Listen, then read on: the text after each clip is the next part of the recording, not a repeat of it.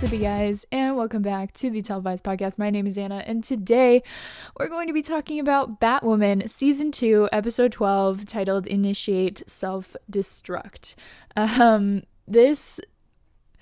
on spring break this week. Well, it's technically called Making Week. I'm supposed to be working on my final projects, but I figured because I have some time where I don't have, classes to do, I had to talk about this episode of Batwoman because it was Wallace Day's first episode as Kate Kane.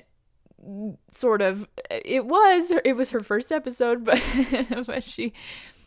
we'll talk about it. And I had to talk about it. You know what I mean? I am morally obligated to talk about this episode in full because of just how long I've been waiting for this moment. How long I've been manifesting and waiting and believing, maybe even beyond a reasonable amount of believing to see Kate come back and also to see Wallace play her. So I was like, I gotta do it. I gotta talk about this episode.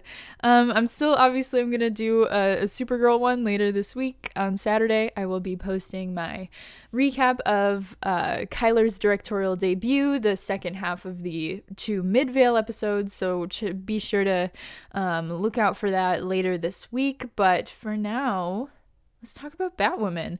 And in the very beginning of the episode, literally right away, right off the bat, we pick up this episode in this mansion, and in this mansion is Black Mask and then Enigma, and then Kate tied to a chair, or maybe she wasn't tied to a chair, she was just in the chair. Anyway, she was, still looking crispy. She's still crispy.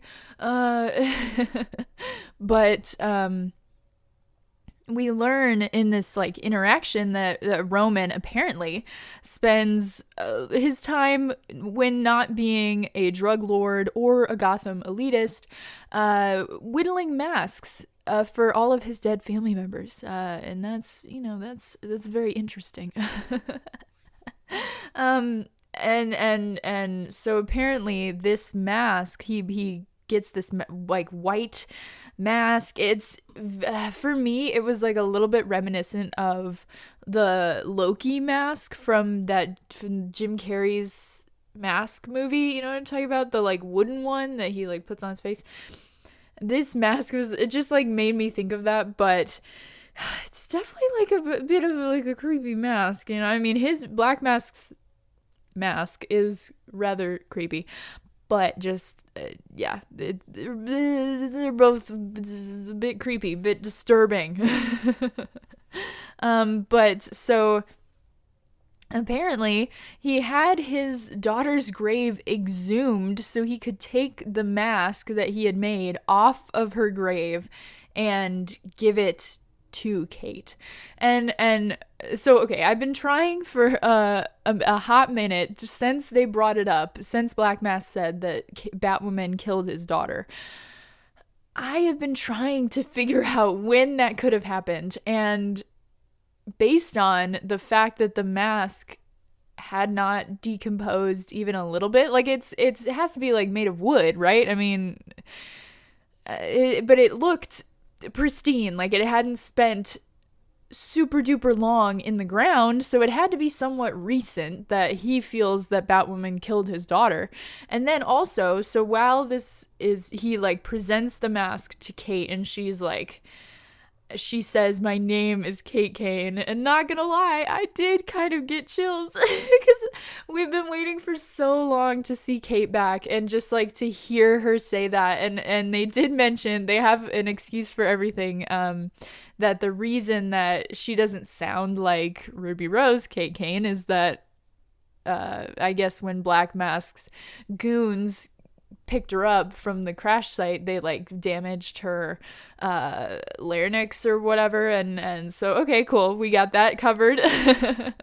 And we still haven't seen her face because her whole body is covered in burns, and she's pink, her whole entire body is just bruised and burnt, and so she's got to get a new face at some point, but I will talk about that at the end of this episode because I think I know how she's going to get it. But so Enigma reveals that they're basically, she has spent the past like time that they've had Kate implanting Roman's daughter's memories into Kate's head, and then that is going to replace all of Kate's memories in her mind. And so she will be, in every way except bodily, she will be Cersei Sionis, Roman's daughter.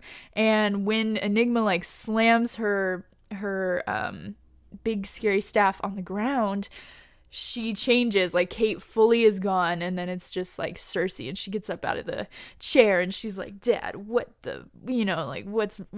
happened? And he's like, you were in a terrible fire when you broke out of Arkham. And I kept thinking about that too. I've been like spiraling on Arkham and when this could have happened, and I don't know. I don't know when it happened. I mean, even in the show, Luke was like, Batwoman only ever killed Cartwright. So like, when did she kill Roman's daughter? I don't know. And it's just, oh my God. But it was it was just so cool to see Kate, even if it was just for a moment. I mean, obviously it's Kate, but it's not Kate, you know? For the rest of the episode, because she's in mind someone else.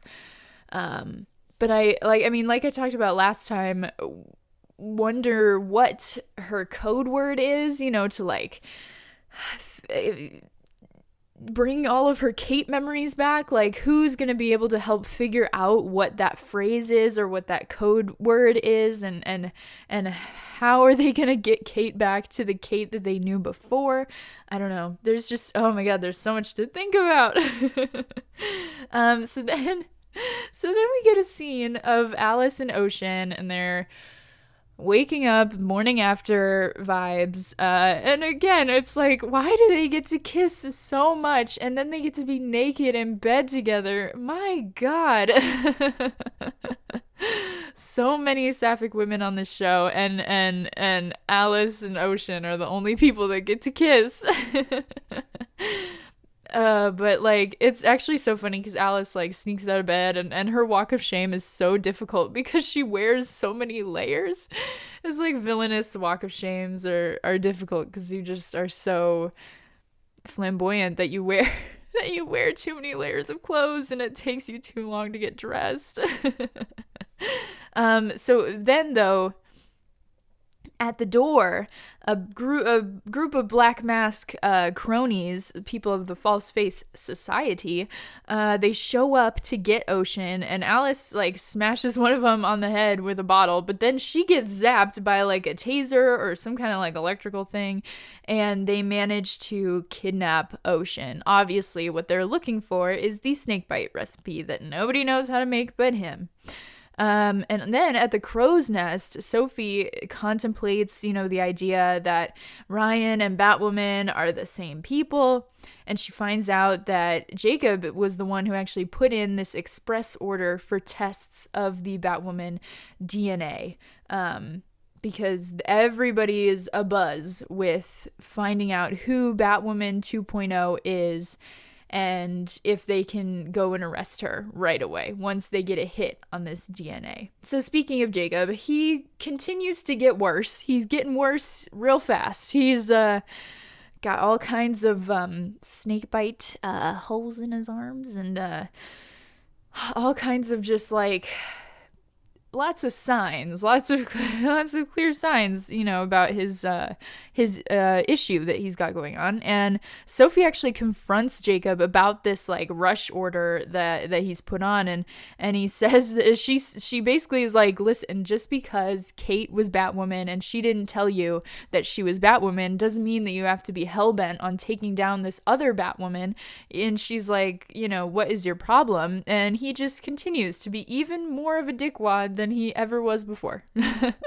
He kicks Sophie out of his office and is just a nightmare. So just don't like Jacob. I saw some people online speculating that Jacob might not make it to the end of the season, or like he might die in the finale. And I don't know how to feel about that. That's something that I hadn't even really considered, but there is like, I don't know. I feel like his character, there's only so much more they can do with him without making him either a full-blown villain or ultimately succeeding in some kind of task. I mean, the reason that he's even addicted to snakebite in the first place is because he can't handle the fact that he couldn't save both of his daughters, and if maybe in like the season finale, maybe he'll save he'll save Alice, or maybe he'll save Kate in some way, but he ends up like dying in the process. I don't know. That's the only way that I could like think of his journey really like coming to an end. You know what I mean? Like if it was because he's trying to save his daughters and then kind of like make up for it, like that's his like it's his way of finally kind of making amends for what he wasn't able to do at any other point. So he's trying to just save his daughters, and maybe that's when he dies. I don't know. I have no information about this. I don't know if the show really like supports that theory in any way from what we've seen. I mean, I think that at the very least, Kate's return and Alice's potentially newfound humanity are probably the only things that I could see like saving Jacob from his snakebite addiction. But I don't know. There's still so much up in the air about Jacob. But at the Batcave, though, Ryan, Luke, and Mary are trying to figure out where Angelique is being held because she's still taken. And they have the coordinates, but not before someone rings Ryan's bat phone and she's off with a new mission. And surprise, surprise, it was Sophie. And they have a tense encounter on the roof, and she warns Ryan about how the crows have her DNA and that unless she's in the system, she should be fine. But of course, like, Sophie knows, so she's baiting Ryan here. She's basically telling her, look, they have your DNA. I know who you are, so I know that you're in the system. You need to be careful. We need to figure this out. And Ryan actually ends up throwing Angelique in Sophie's face and being like, you were supposed to protect Angelique. That's my number one priority, is going and saving her. The crows were responsible for keeping her safe, but they didn't. So now I've got to go bust my ass and try and find her. But she says Sophie says that she'll try her best to get rid of the sample, and Mary and Luke actually end up trying to convince Ryan to fully just give up on the mission to save Angelique, and Luke even says that she's not worth throwing the Bat legacy down the drain for, but Ryan says, look, you two team up with Sophie, figure out this DNA sample shit, I am saving Angelique, period. And that's that's really interesting, and I mean, like I talked about last time, where if this scenario had been like Kate in that situation, she might have had the potential to kind of like get her way out of this without it being such a panic moment. But because of who Ryan is, the Bat team are all very worried about the potential for her to be arrested and thrown in jail that same night, and I understand, obviously, where they're coming from with that, but also at the same time, I think it's not fair to say, you can't we could just like leave someone behind to like die after they make this snake bite just to save the Bat. I mean, I get it, but at the same time, it's so hard to reconcile that because, how are you supposed to choose one person's life versus Batwoman's identity? What means more? If like, does it matter more to protect Batwoman's identity because of the people that she can save in the future because she was protected? It's like, there's so much toss up going on here, and I thought it was a really difficult thing for the team to be split on. You know what I mean? So Ryan basically says, you guys figure your shit out. I'm going to go save Angelique. Peace out. And at the scene where Angelique is supposed to be, the coordinates that Luke found, she finds Alice instead. So they find out that they basically have the same goal right now because Ocean was taken. So they both are on a mission to find cooks that Black Mask has snatched up from them and to save them. So they'd be smart to work together. And I genuinely love their dynamic so much. I love the way that they work off of each other. Javicia and Rachel did such a good job in this moment. I mean, Rachel is so, Alice is so goofy and so she's simultaneously like hilarious but also terrifying.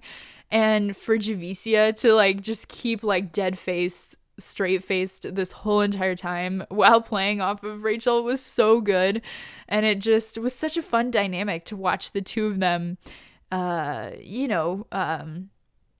kind of bounce off of each other and make this unlikely team. I mean, because like I've talked about before, and for most of this season I've talked about how they're kind of like two sides of the same coin, in that they both have had similar hardships and similar situations that really drag them down, but each of them has had to deal with it in different ways.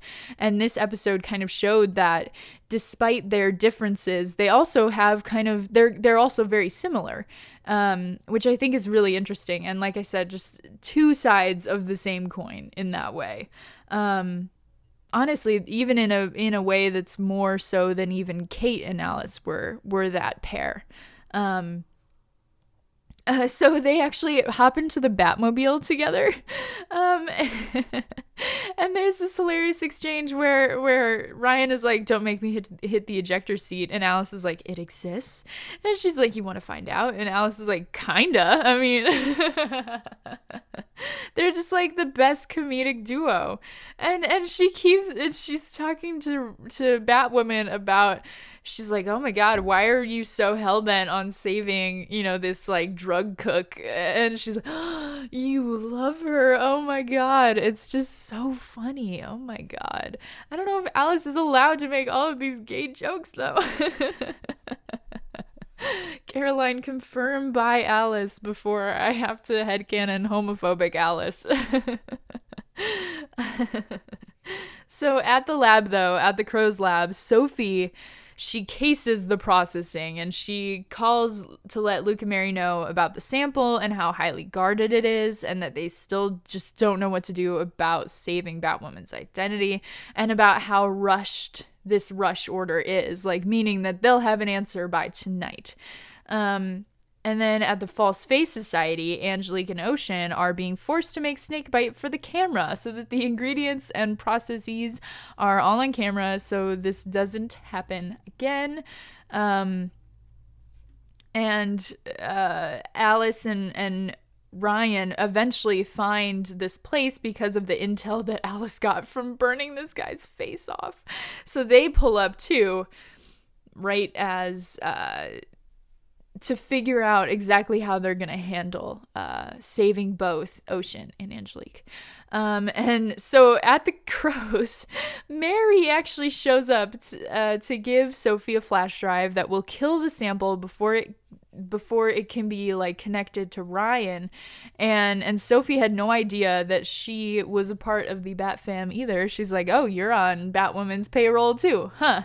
And it's like, I hope that Sophie in that moment was like putting all the pieces together, that they're roommates. Mary and Ryan are roommates. Like, what are the odds that Mary works with Batwoman, Mary and Ryan are roommates out of nowhere? Like, as far as Sophie knows, like, they just like hired Ryan and then decided to live together. Like,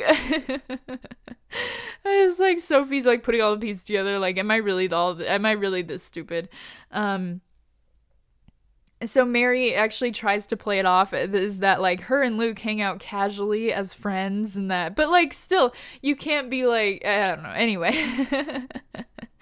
But Sophie just does not buy it. And Mary reveals that she's actually going to be the diversion to get Jacob out of his office to plant the bug in his computer, because his computer is the only one with the right access to actually like delete the file from outside of the lab where it's being super heavily guarded. So back at the cookhouse, Alice and Ryan make such a cool team fighting together. In the midst of the battle, Alice actually gets a little too emotional about Ocean. And Ryan clocks her like right then and there. She's like, oh my God, you love him. Like, and it's so interesting because it was like in that moment for me, I was like, oh my God, this is a moment that can humanize Alice to Ryan and maybe potentially make her a bit sympathetic to her. And I mean, it's interesting too because obviously we as the audience know that Alice and these emotions for Ocean are a bit out of character for her. You know what I mean? Like in terms of the Alice that we knew for most of season 1 and then a little bit into season 2. And obviously too, now that her memories are unlocked and her personality is probably a bit restored in that way. Like she is a bit more emotional and a bit more okay, maybe more emotional, more morally gray and less evil, if she ever was quote unquote evil. But it's just interesting to watch because it's like you could see Ryan having this realization of like, oh my God, she is a human being with feelings, and the audience obviously has this sense of dramatic irony where we know that her memories are unlocked and that she is almost this new human being, but Ryan doesn't know that. And that's really interesting to kind of watch unfold this episode.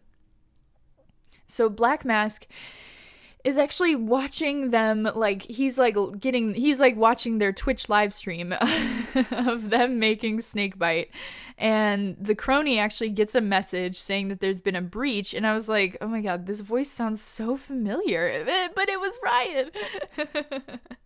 And then Ryan and Alice actually like have a talk where Alice says that Angelique isn't good enough for Ryan, and Ryan kind of like pushes back, and she, again, everybody psychoanalyzes Alice. She basically calls her out and says, who would love a monster? Like, you want to find Ocean, but I'm gonna tell Ocean that you're a monster, and who could love a monster? And Alice says that Ryan wants to actually save Angelique out of guilt and not love, and that it's not dissimilar to how Kate used to treat her while in the suit. And then Alice says this line that felt, for whatever reason, I mean, it passed by so quickly that it almost felt like a throwaway line, but she says, one piece of advice from an anti-hero to a hero. And it's like, oh my God, anti-hero Alice. Confirmed. She's self-identified as an anti-hero, and that's all I wanted. And I think the rest of this season, now that she is no longer under the Sophia Enigma spell of this like crazed Wonderland gang leader, I think it's going to be really interesting to watch her kind of take on a more heroic role while simultaneously remaining that like morally gray, not necessarily conventional hero type of deal, but like I think that she'll have a huge hand in saving Kate and helping to fix Kate, especially because she knows exactly what that's like. She knows exactly what she went through due to Enigma and the memories and the memory loss and all of that. And so I think that she's going to help her out there. And then Alice also says you can't save everyone, which informs the rest of Ryan's episode, because then she chains Alice to the fence and says that she's going to save Ocean, but from her. And she's going to tell him who she is. And I mean, I hated this moment. I hated this moment, but not as much as I hated what happens later, but we'll talk about that in a second. But it's like, come on. It's so reminiscent of the episode from season 1 where Kate and Alice broke into Arkham, but then Alice obviously ends up getting locked in to Arkham by Kate. This episode was extremely reminiscent of that, just based on how Ryan treated her. And it's like, my God, Alice just keeps getting the short end of the stick in all of this. And I mean, like I said, there's that dramatic irony where we as the audience know the extent of Alice's emotions and the extent of her kind of emotional growth that she's going through. But it's like, oh my God, but okay, it was one thing to do that, and that, okay, I was like, okay, I can see why she would do that. She can't trust Alice as far as she can throw her. Okay, she's just gonna chain her up. That's fine. We'll move on. But it is funny to me that she's like, I'm gonna tell Ocean exactly who you are. You're a monster. And it's like, Alice is sitting there like, well, I stabbed him, so I think he already knows. I think he might know who I am. Thank you. So at the cookhouse, still in a different part after Ryan leaves Alice, Ocean and Ange are finished cooking, which means their time is running out and Ryan is on the move to find them. At the lab, Sophie is responsible for actually shredding the file, but as they're all uploading for processing, Sophie realizes that they're all anonymous and there's no way to actually tell which sample is the Batwoman sample. And they'd be basically what ends up being the ultimatum is that either delete all of the files or delete none of the files. So it's either protect Batwoman and also simultaneously protect rapists and murderers, or don't protect Batwoman but have all of this evidence still available for the rape kits that they were testing, for the murders that they need to solve. And it's interesting to hear Luke on the phone be like, well, how important are these cases, because he is so Batwoman. He's the protector of the Bat no matter who the Bat is. And it's just so interesting to watch him kind of be like, Sophie, you need to delete the files. Like, that's what needs to happen. Because again, it's kind of that thing where by protecting Batwoman's identity, how many cases could get solved, but then also how many could not get solved. It's such a double-edged sword, but Sophie decides that she's not going to do that, and she is going to take this into her own hands. And with Mary, though, she is out creating her diversion, and with Jacob, and she reveals that her clinic has passed a health inspection with flying colors, and she's legit now, which is pretty damn cool. Mary says that her work around here is that she doesn't know how to use a fax machine, so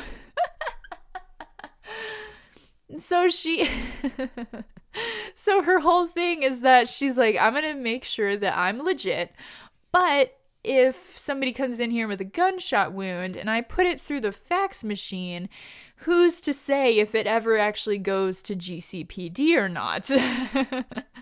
And Jacob totally brushes over this whole entire thing, and Mary seems a little bit perturbed, but definitely pleased.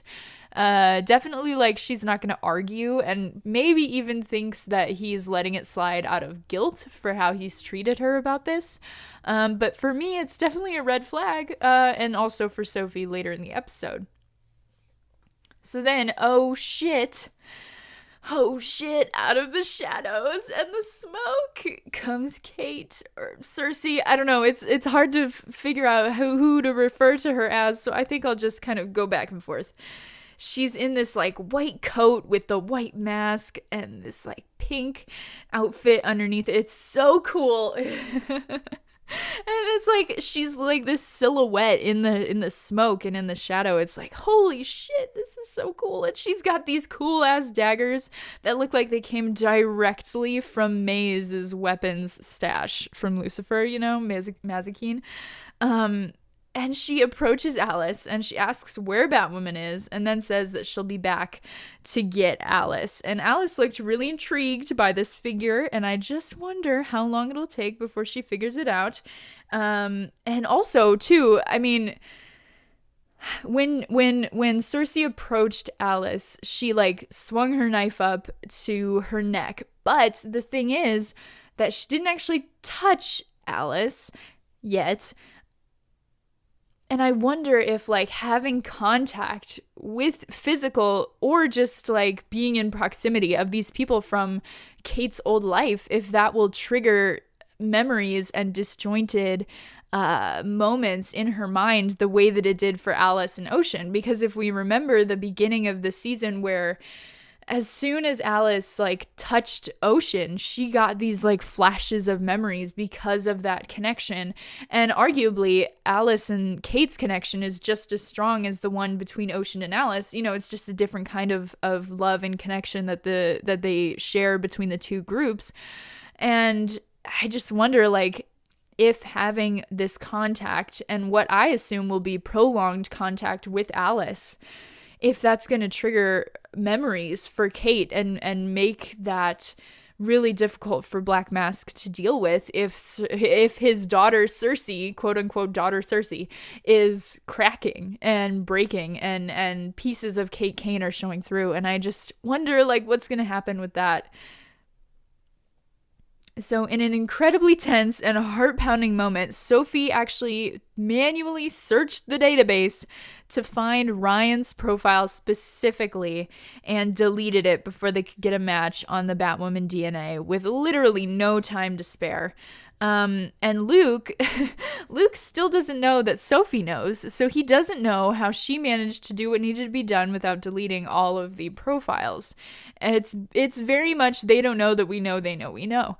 And it's funny too, because now Sophie is keeping a secret as well. Like, the Bat team thinks that they're keeping a secret from Sophie, but Sophie knows, and she's keeping a secret from them. So really, the Bat team is not in the know, and Sophie knows. But now Luke can't know, and Mary doesn't know, and oh my God, they don't know that we know that they know. So back at the cookhouse, though, Ocean gets shot, but the guy is like a bad shot. He like shoots him in the stomach. And it's like, wait a damn minute. Like, if he was supposed to like be killing Ocean, why did he aim there? Anyway, it doesn't matter. It didn't want to see Ocean die anyway, but it just was kind of funny. Either way, though, he's not insta-dead, and Batwoman shows up to save the day. She smashes the snakebite supplies that they just made, and she saves both Angelique and Ocean, but then she just kind of like sends them on their own. And I thought that was really, really weird, because she doesn't even walk them out. Like, I don't know, I would have expected Ryan to like kind of walk them out. Like, how did they even get away from the place? It's not like they drove there. How did they get away? I don't know. It was just another like really odd decision from Ryan this episode, where she risked her own identity to go save Angelique, but then all of a sudden she saves Angelique, and then she's like, okay, goodbye. Good luck. I'll see you later. It was just really odd. It was really strange. And then, guys, it is then a Bat versus Bat fight. And the fight is so crazy, and you can see it's so interesting too to watch Kate and Ryan fight, because it highlights the differences between the two of them, where Kate, you know, has all of this like military training, and I wonder if that kind of like bled over into the Cersei personality as well, you know. So she's got all of the military training, and she's like disciplined and crazy. And then, you know, Ryan, I mean, like I've talked about before, she's definitely a lot scrappier. She doesn't have that like strict military training and technique behind her. And so it was so interesting to watch them fight as they kind of like figured out how to deal with each other. It was so good. And I mean, I've talked about that before where I was like, shit, are we going to see them fight? And this is definitely not the circumstances that I ever thought that we would see them fight in, but it's still so interesting. And then Alice actually, when Cersei's like holding one of those scary ass knives up to Ryan's neck, Alice comes and like knocks Cersei out, or at least she thinks she does. And she saves Ryan. And it's like, oh my God. But then Cersei gets up and she like jumps on top of Alice and like starts beating the shit out of her, and Ryan just kind of like stands there, and when Ryan is about to leave, Alice, she says that she remembers her mom and she remembers her name and she remembers what she was wearing and she remembers it all, and she just was like pretending that she didn't remember, and that all, and she looks regretful, but she also looks desperate, you know. But Ryan just walks away, and it's like, what? And I've been like tossing this around in my mind for a long time since I saw the episode, because it's like, that's not something that I'm used to, like Kara doing. I mean, obviously I don't think it's super fair to compare superheroes, but it's an interesting point to bring up, because it's like, I couldn't see Kara doing that. It's deliberately not saving someone because of is it too much of an understatement to say a grudge? But the thing is that technically Alice herself did not kill her mom. If anything, I mean, I talked about this before, if anything, Alice barging into the apartment and calling off the assault actually saved Ryan's life. And it's like, I can't see Kara doing something like that, or Barry doing something like that, or Oliver doing something like that, or even Kate doing something like that, leaving Alice to, almost certain death. I don't know. It's so difficult to reconcile, because it's like, she's supposed to be a hero, but also, can we really hold anybody to those kind of impossible heroic standards?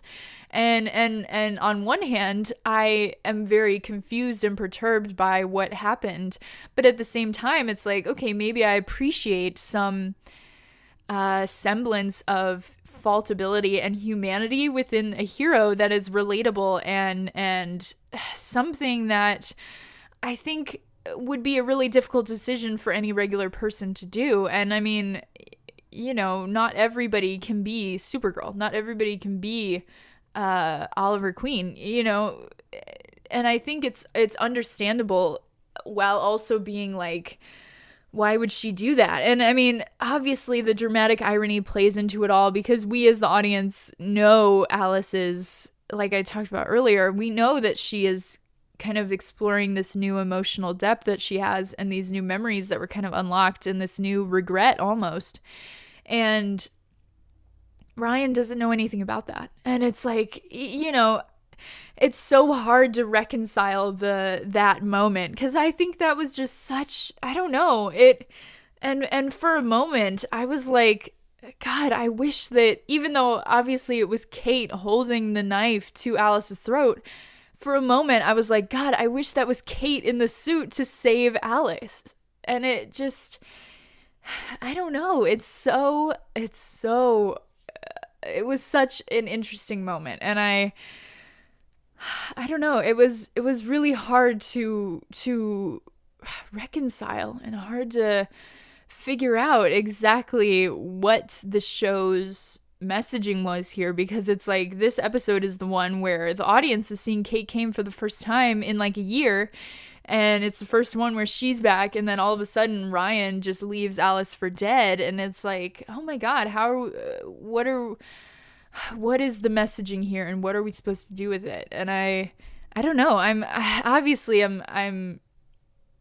finding reasons for both. You know what I mean? Like finding a reasoning to be both pro and for, or pro and cons of Ryan leaving Alice behind, and what that means for her as a character, what that means for her as a hero. And I just wonder what kind of, like, I mean, honestly, like, it's a much edgier bat, you know? I mean,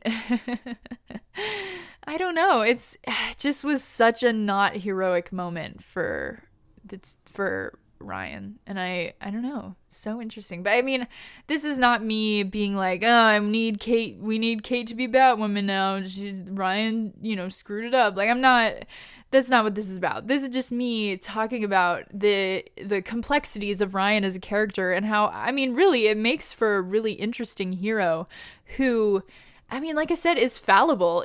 I mean, I don't know how I could make that choice. I don't know what choice I would have made if it was me in that position, and I view Alice as somebody who killed my mom right in front of me after not having a mom, my whole life, who killed the only person that was, like, cared enough about me and finally gave me a chance after so many years. And they're being held with a knife at their throat, and I have the opportunity to either save them or walk away. What kind of choice would you even make there? It's such an interesting moment for Ryan as a character.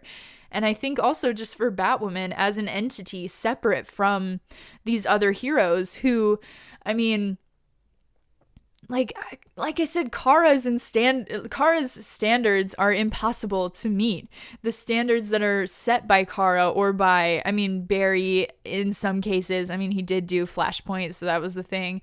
Like Oliver, I mean, God, he sacrificed his life to save the entire multiverse. How can you compete with that, with these people that are larger than life? And also, how can you relate to that too? And so I think that they've managed to create a really interesting and complex hero that is simultaneously relatable, but also makes you think about what it means to be a hero and what it means to also be human and be a hero. I don't know. This is really cool, and I have not thought about a superhero show in a long time with this much, like, inner turmoil about it, and it's really interesting.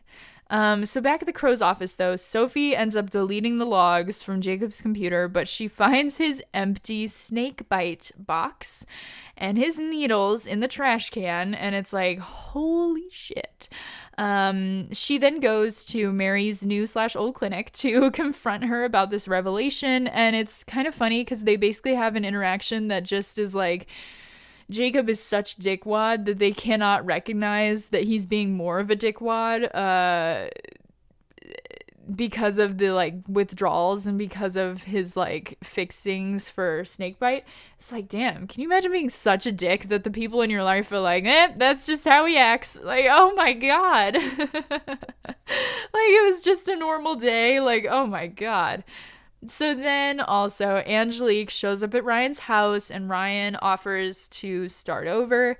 And then Angelique actually asks to go into the witness protection program if Ryan will come with her into the witness protection program that she has agreed to go into with the FBI, not the Crows, not GCPD, with some people who will actually protect her.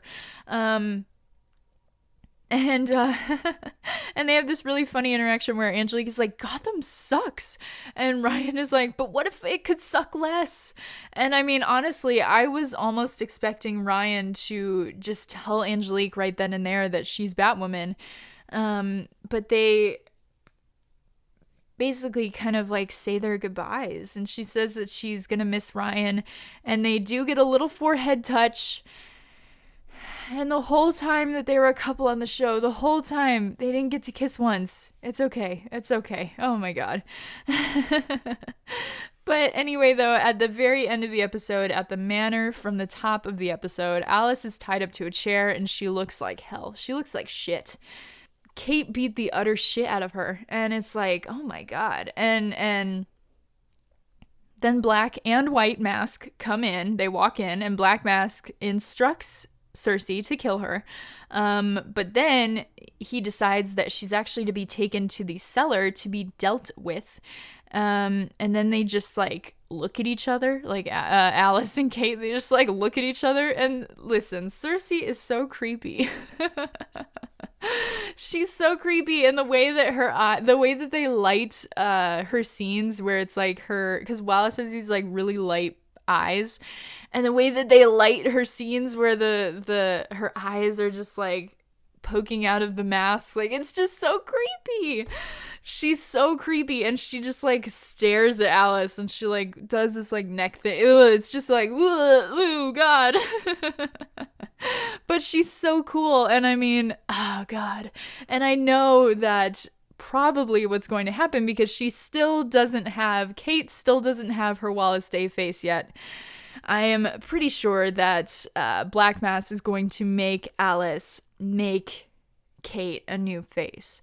And I think that Alice is going to catch on pretty damn quick, especially once she starts, like, if she has to make Cersei a new ass face, she's going to be touching her face and like and it's like that has to trigger something within Kate to kind of like break out of this spell, and I don't know, it's just, I'm so intrigued to see how this all goes down. I genuinely can't wait to see what happens, and I just have to say that Alice deserves better. God damn it. She, as an Alice Kane apologist, I cannot take it. She doesn't deserve to be tortured anymore. But I do genuinely, oh my God, what an incredible episode of Batwoman. I mean, like I said, so much to think about, so much to consider. Yeah, just so much to kind of like chew on, I mean, and wonder what direction the show is going to go next. Because I mean, at this point, okay, so we're on episode 12, and there's like, what, 18 episodes a season? So there's like six episodes left. And for me, I don't see them being able to wrap up Kate's storyline in 6 episodes. So I'm just like keeping my fingers crossed for Wallace to be a regular next season. Oh my God. I feel like I want to, because I mean, there's been so many interviews out too where Wallace has been talking about how the casting process went, and how she's been cast since like basically since last summer, before they even had Javicia, and how they like called her back in January to do this storyline. And I feel like I have so many questions that I would like just love to ask and be like, oh my God, how do you reconcile playing 2 different people kind of at the same time, or like a person trapped inside another person, and like, how does it feel to be Kate Kane? Like, oh my God, it's so cool, and I'm so excited to see her on the show. I can't believe that. I can't believe it. I mean, I've been talking about it for a long time, so much so that it's just been like an abstract idea that I have been holding on to, that I didn't actually believe would ever happen. And so for now, to it actually happening, like for it to be happening, I'm like, holy shit. Oh my God. Oh my God. this is so cool. And I love Batwoman so much. Genuinely one of my favorite superhero shows maybe ever. I mean, it's asking the tough questions. I mean, you heard me like blabber on and kind of like stumble through different reasonings about Ryan and what her humanity and heroicness means, and what that means to be a hero. And it's just like, oh my God, there's so much to think about, so much to talk about. These next 6 episodes genuinely could not come soon enough. Like, I'm so excited about them, and I hope you guys are too. Anyway, though, that is all I have. Like I said, I'll see you on Saturday, but be sure to rate, share, like, subscribe, do all the things. Leave me a comment. Let me know what you think. You can tweet me at televisedpod and let me know what you think there. And I will see you guys on Saturday. Bye.